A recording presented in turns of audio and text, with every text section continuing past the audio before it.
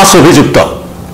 কানুসহ 5 অভিযুক্তক বাক্সাৰ প্ৰাসাদোপম জেললৈ প্ৰাসাদোপম কাৰাগাৰলৈ সুসজ্জিত এখন কাৰাগাৰলৈ প্ৰেৰণ কৰা হ'ল 14 দিনৰ সিআইডিৰ জিম্মাৰ ম্যাদ উকলি যোৱাৰ পিছত আজি আদালতত হাজিৰ কৰা হ'ল 5 অভিযুক্তক ইতিমধ্যে প্ৰিয় দৰ্শক এই খবৰ আপুনি লাভ কৰিছে এই খবৰ শুনি হয়তো আপোনাৰো চকু কপালত উঠিছে যে বাক্সাত কিয় গুৱাহাটী কেন্দ্ৰীয় কাৰাগাৰত কিয় নহল বাক্সাত কিয় ব্যৱস্থা কৰা হ'ল নিশ্চিতভাৱে কি আপোনালোকে অৱগত হৈছে যে সুৰক্ষাজনিত কিছু বিষয়ক লৈ আবেদন জনাইছিল অভিযুক্তসকলে আৰু সেই আবেদনৰ ভিত্তিতে এখন সুসজ্জিত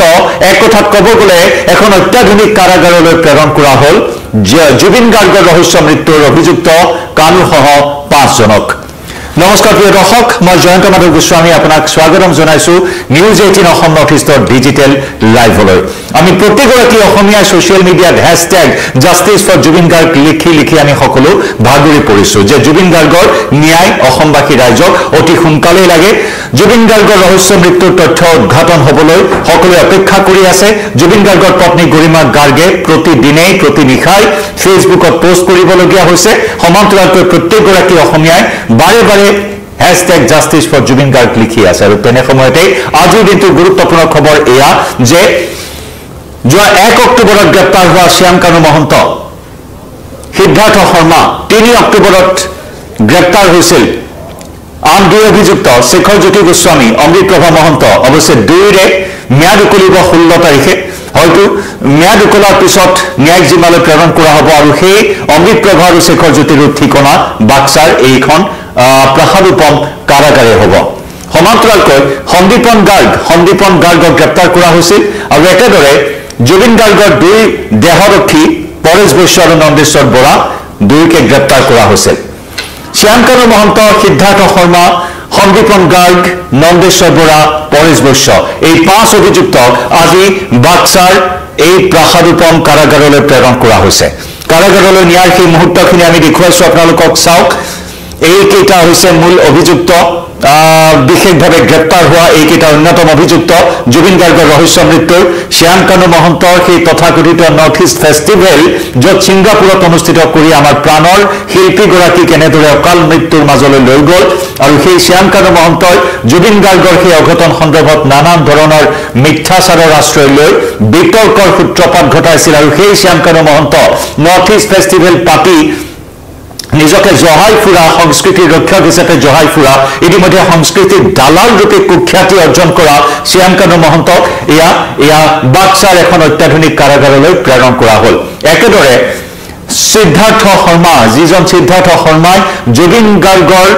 অৰ্থনৈতিক লেনদেনৰ বহুখিনি কেলেংকাৰী সংঘটিত কৰাৰ বহুখিনি অভিযোগ উত্থাপন হৈছে জুবিন গাৰ্গৰ টকা কেনেদৰে জুবিন গাৰ্গৰ কষ্টপাৰ্জিত ধন কেনেদৰে লুটিপুটি খাইছে তেনে নানান অভিযোগেৰে অভিযুক্ত সিদ্ধাৰ্থ শৰ্মা যি সিদ্ধাৰ্থ শৰ্মা চূড়ান্ত অৱহেলা চূড়ান্ত গাফিলতিৰ বাবে জুবিন গাৰ্গে আমাৰ মাজৰ পৰা হেৰাই যাবলগীয়া হ'ল সুদূৰ ছিংগাপুৰত ইয়ত পাৰ্টিৰ ৰহস্য আজি উদ্ঘাটন হোৱা নাই যদি বা 10 গৰাকীকৈ প্ৰবাসী অসমীয়াই সাক্ষ্য প্ৰদান কৰিলে এছআইটিৰ সন্মুখত কি আছিল সেই ৰহস্যখিনি এতিয়াও ৰাইজৰ মাজলৈ আহিবলৈ বাকী আছে হয়তো এছআইটিয়ে সেই সন্দৰ্ভত বহুখিনি তথ্য উদ্ঘাটন কৰিবলৈ সক্ষম হৈছে সেই সিদ্ধাৰ্থ শৰ্মা যাৰ চূড়ান্ত দায়িত্বহীনতাৰ পৰিণতিত অসমৰ সেই পৰিচয় অসমৰ অমূল্য ৰত্ন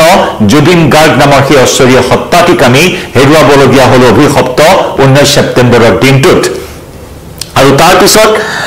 সন্দীপন গাৰ্গৰ কথা বাৰে বাৰে আমি কৈ আহিছো সম্পৰ্কীয় ভাতৃ সন্দীপন গাৰ্গক বিদেশ ফুৰাবলৈ জুবিন গাৰ্গে লৈ গৈছিল কাৰণ সন্দীপনে কেতিয়া বিদেশ গৈ পোৱা নাই সেইবাবে ছিংগাপুৰ ভ্ৰমণলৈ বুলি জুবিন গাৰ্গে মৰমৰ ভাতৃক লৈ গৈছিল আৰু সেই মৰমৰ প্ৰতিদান সেই তথাকথিত ভাতৃ সন্দীপন গাৰ্গে কেনেদৰে দিলে সেয়া আমি প্ৰত্যক্ষ কৰিলো টুকুৰা টুকুৰকৈ মুকলি হোৱা সেই ভিডিঅ'সমূহত য'ত নেকি সন্দীপন গাৰ্গে নৌকা বিহাৰত প্ৰমোদ বিহাৰত ব্যস্ত থাকিল কিন্তু তেওঁৰ অসুস্থ ককায়েক জুবিন গাৰ্গে যে পানীৰ বাবে বাধকতা আছে পানী বা জুইৰ পৰা আঁতৰত থাকিবলৈ পৰামৰ্শ দি থৈছে সেইখিনি ক্ষেত্ৰত কিন্তু তিল মানুহ গুৰুত্ব নিদিলে আৰু তাৰ পিছত যি অঘটন সংঘটিত হ'ল সেই অঘটন সংঘটিত হোৱাৰ পিছতো এগৰাকী ডিএছপি হিচাপে কৰ্মৰত এগৰাকী দায়িত্বশীল আৰক্ষী বিষয়া হোৱা সত্ত্বেও জুবিন গাৰ্গৰ বয় বস্তু সা সামগ্ৰী আৰু মোবাইল ফোনটো সেই সিদ্ধাৰ্থ শৰ্মাৰ হাতত এৰি থৈ আহি চূড়ান্ত দায়িত্বহীনতাৰ পৰিচয় দিয়া সন্দীপন গাৰ্গকো গ্ৰেপ্তাৰ কৰা হৈছিল একেদৰে পৰেশ বৈশ্য আৰু নন্দেশ্বৰ বৰা যি বৰা বৈশ্য বিশেষভাৱে জনপ্ৰিয় জুবিন গাৰ্গৰ যেনে ধৰণৰ জনপ্ৰিয়তা আৰু সেই বৰা বৈশ্যৰ সিমানেই যেন জনপ্ৰিয়তা কাৰণ জুবিন গাৰ্গক সাক্ষাৎ কৰিবলৈ হ'লে বৰা বৈশ্যৰ লগতে যোগাযোগ কৰিব লাগে জুবিন গাৰ্গক সাক্ষাৎ কৰিবলৈ যোৱা প্ৰত্যেকগৰাকী লোকেই গতিকে সেই বৰা বৈশ্যৰ একাউণ্টত কোটি টকাৰ লেনদেনৰ যি আপত্তিজনক তথ্য লাভ কৰা হ'ল তাৰে ভিত্তিত গ্ৰেপ্তাৰ কৰা হৈছিল বৰা আৰু বৈশ্যক আৰু সেই 5 অভিযুক্ত কানুসহ 5 অভিযুক্তৰ জেল যাত্ৰা ইতিমধ্যে নিশ্চিত হৈ উঠিল জেল গৱনৰ ভিজুৱেলছ আমি ইতিমধ্যে আপোনালোকক দেখুৱাইছো এইখনে হৈছে বাক্সাৰ জিলা কাৰাগাৰৰ এই প্ৰাসাদোপম সদৃশ অট্টালিকা সুসজ্জিত অট্টালিকাত এতিয়া যেন ফিটা কাটিবলৈ গৈ আছে এই 5 অভিযুক্ত আপুনি শুনি আচৰিত হৈছে নিশ্চয় যে এই 5 অভিযুক্তই হ'ব বাক্সা কাৰাগাৰৰ প্ৰথম আলহী প্ৰায় 2 মাহ পূৰ্বে সম্পূৰ্ণ হৈ উঠা 127 কোটি টকা ব্যয় সাপেক্ষে নিৰ্মাণ কৰা এই অত্যাধুনিক তথা প্ৰাসাদোপম এই অট্টালিকা সদৃশ কাৰাগাৰৰ প্ৰথম আলহী হ'ব শ্যাম কানু মহন্ত সিদ্ধাৰ্থ শৰ্মা সন্দীপন গাৰ্গ পৰেশ বৈশ্য আৰু নন্দেশ্বৰ বৰা জুবিনৰ ৰহস্য মৃত্যুৰ এই 5 অভিযুক্ত হ'ব এই কাৰাগাৰখনৰ প্ৰথম আলহী কাৰণ সুৰক্ষাজনিত বিষয়ক লৈ আবেদন জনোৱাৰ খবৰ আহিছিল 5 অভিযুক্তই গুৱাহাটী কেন্দ্ৰীয় কাৰাগাৰত যাতে তেওঁলোকক ৰখা নহয় তাৰ বাবে আবেদন জনাইছিল কাৰণ ভিক্টৰ দাস আমি জানো ভিক্টৰ দাস তাত সেই কাৰাগাৰত বৰ্তমান বন্দী হৈ আছে ভিক্টৰ দাসক হেউটিয়াকৈ গ্ৰেপ্তাৰ কৰা হৈছিল ভিক্টৰ দাসে বিভিন্ন ধৰণৰ সকিয়নি প্ৰদান কৰিছিল জুবিন গাৰ্গৰ ন্যায়ৰ দাবীৰে ৰাজপথলৈ ওলাই আহিছিল আৰু সেই ভিক্টৰ দাসক ইতিমধ্যে কঠোৰ ধাৰা আৰোপ কৰি কাৰাবন্দী কৰি ৰখা হৈছে গতিকে সেই ভিক্টৰ দাসৰ লগত একেখন কাৰাগাৰত ৰাখিলে সুৰক্ষাজনিত কিছু বিষয়ৰ প্ৰশ্ন আহিব পাৰে বুলি চৰ্চা চলি আছিল সামাজিক মাধ্যমতো এই বিষয়ক লৈ বিভিন্ন চৰ্চা চলি আছিল গতিকে এনে বিভিন্ন ক্ষেত্ৰত সুৰক্ষাজনিত কাৰণত গুৱাহাটী কেন্দ্ৰীয় কাৰাগাৰত যাতে তেওঁলোকক ৰখা নহয় তাৰ বাবে মৌখিক আবেদন কৰিছিল শ্যাম কানুকে ধৰি 5 জনকৈ অভিযুক্তই জীৱনৰ প্ৰতি ভাবুকিৰ অজুহাত দেখুৱাই নিৰাপদ কাৰাগাৰত ৰখাৰ অনুৰোধ জনাইছিল কেন্দ্ৰীয় কাৰাগাৰত উগ্ৰপন্থী হত্যাকাৰী থকাৰ অজুহাত দেখুৱাইছিল কানুসহ বাকি কেইগৰাকী অভিযুক্তই নিৰাপদ স্থানৰ ব্যৱস্থা কৰিবলৈ কাৰাগাৰ কৰ্তৃপক্ষক আদালতে নিৰ্দেশ প্ৰদান কৰিছিল আৰু আদালতৰ নিৰ্দেশৰ পাছতে মুছলপুৰৰ কাৰাগাৰত 5 অভিযুক্তক ৰখাৰ সম্ভাৱনাৰ কথা আমি ব্যক্ত কৰিছিল আৰু সেই মৰ্মে এই অত্যাধুনিক কাৰাগাৰলৈ তেওঁলোকক প্ৰেৰণ কৰা হৈছে পুনে 5 অভিযুক্তক পানবজাৰ থানালৈ নিয়া হয় আৰু কেন্দ্ৰীয় কাৰাগাৰলৈ নিয়াৰ পৰিৱৰ্তে পানবজাৰ থানাত ৰখা হৈছিল এই 5 অভিযুক্তক আৰু এতিয়া বাক্সাৰ কাৰাগাৰলৈ লৈ যোৱা হৈছে এই 5 অভিযুক্তক ইতিমধ্যে আমি জনাইছো যে জামিন নোপোৱা পৰ্যন্ত ন্যায়িক জিম্মাত থাকিব লাগিব এই আটাইকেইটা অভিযুক্তই এই পৰ্যন্ত কোনো এটা অভিযুক্তই জামিনৰ বাবে অৱশ্যে আবেদন জনোৱা নাই শ্যাম কানু মহন্ত সহ 5 অভিযুক্তৰ এয়া জেল যাত্ৰা আমি দেখুৱাইছো জেল যাত্ৰা নিশ্চিত হ'ল গুৱাহাটীৰ কেন্দ্ৰীয় কাৰাগাৰৰ পৰিৱৰ্তে এতিয়া বাক্সা জিলা কাৰাগাৰলৈ নিক্ষেপ কৰা হ'ল এই 5 অভিযুক্তক আমি পুনৰ জনাইছো এয়াই হৈছে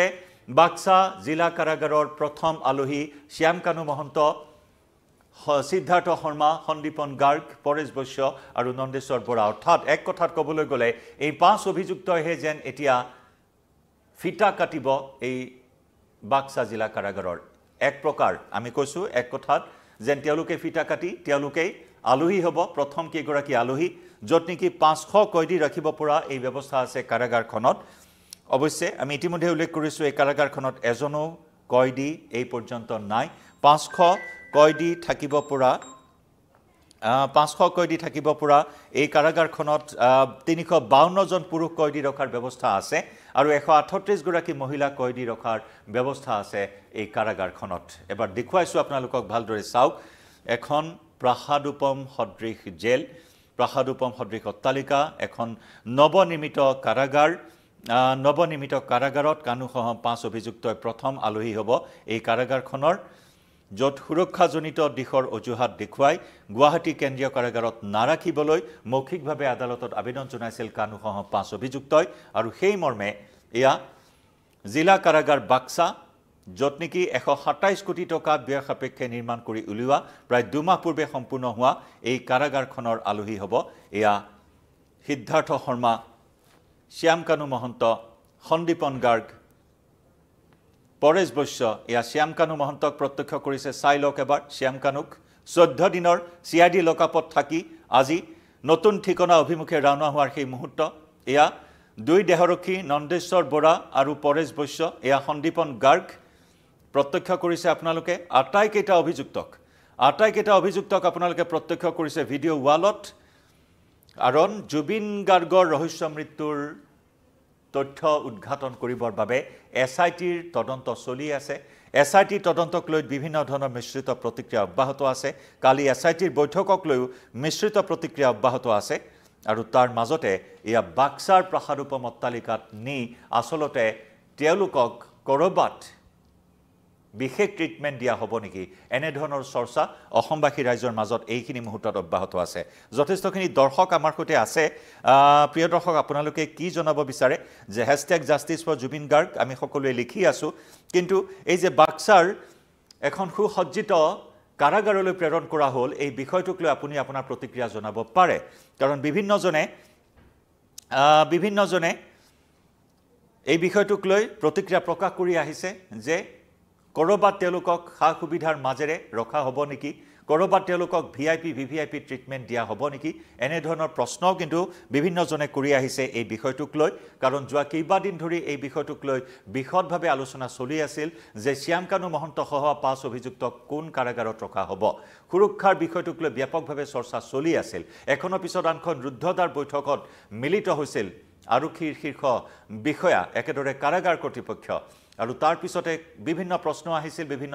চৰ্চা আহিছিল যে হয়তো ৰাজ্যৰ বাহিৰতো ৰখা হ'ব পাৰে নতুবা গুৱাহাটীৰ বাহিৰে অন্য জিলাত ৰখা হ'ব পাৰে এই 5 অভিযুক্তক আৰু সেই মৰ্মে চূড়ান্ত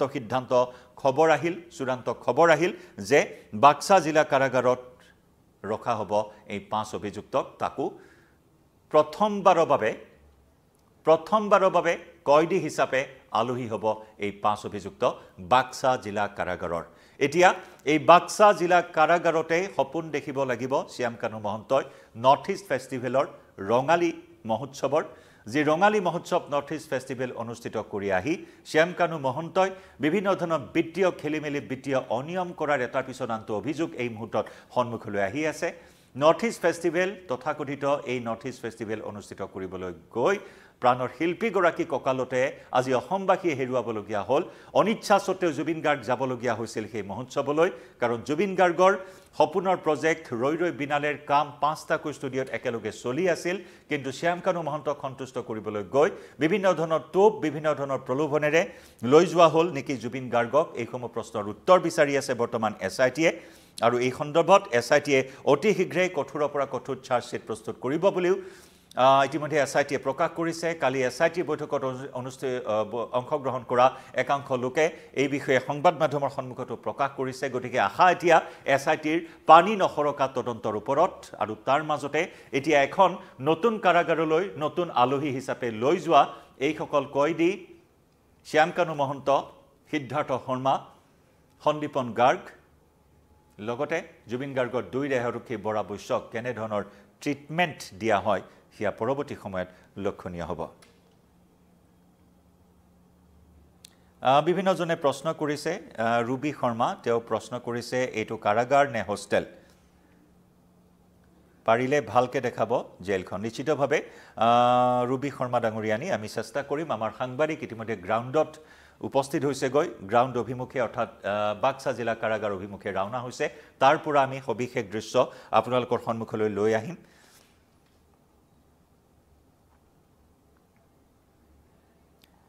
ৰবিন বৰা তেওঁ সুধিছে শেখৰ বৰ্তমান কোট শেখৰৰ ম্যাদ উকলিব CIDৰ জিম্মাৰ ম্যাদ উকলিব কাইলৈ অৰ্থাৎ শেখৰ জ্যোতি গোস্বামী আৰু অমৃতপ্ৰভা মহন্ত এই কাৰাগাৰখনৰে আলহী হ'ব অপেক্ষা মাত্ৰ এটা দিনৰ সকলোৱে #justice4Jubin Garg লিখি আছে কাৰণ আমাক সকলোকে ন্যায় লাগে অসমবাসী ৰাইজক ন্যায় লাগে জুবিন গাৰ্গৰ দৰে এটি ঐশ্বৰীয় সত্তা কেতিয়াও অৱহেলিত হ'ব নোৱাৰে জুবিন গাৰ্গক অৱহেলা কৰা এই সকল অভিযুক্তৰ কঠোৰৰ পৰা কঠোৰ শাস্তি বিচাৰে অসমবাসী ৰাইজে আমি এই কাৰাগাৰখনৰ ঠিকনা আপোনালোকক জনালো আৰু এয়াই হৈছে এই 5 অভিযুক্ত অৰ্থাৎ আজিৰে পৰা কয়দী হিচাপে চিনাকি এই 5 অভিযুক্ত জুবিন গাৰ্গৰ ৰহস্য মৃত্যুৰ এই 5 অভিযুক্তৰ এই 5 কয়দী আজিৰে পৰা এই কাৰাগাৰখনৰ নতুন আলহী আৰু প্ৰথম কেইগৰাকী অতিথি বা আলহী এই কাৰাগাৰখনৰ জনাই থাকক আপোনালোকৰ প্ৰতিক্ৰিয়া এই মুহূৰ্তত ডিজিটেল লাইভৰ পৰা বিদায় লৈছোঁ নমস্কাৰ